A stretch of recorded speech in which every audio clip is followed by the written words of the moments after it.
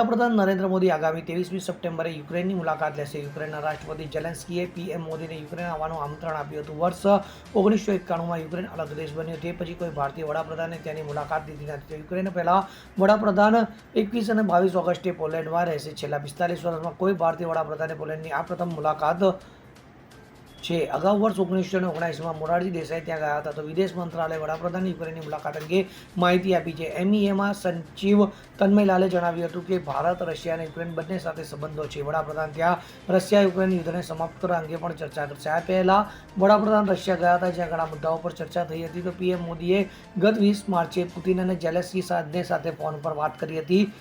તેમણે Russia Ukraine યુદ્ધ પર ભારતના વલણનો પુનરુચ્ચાર પણ કર્યો હતો. Bureau report, CN24 news. હવે જુઓ દેશ દુનિયાની તમામ ખબરો તમારી આંગળીના ટેરવે.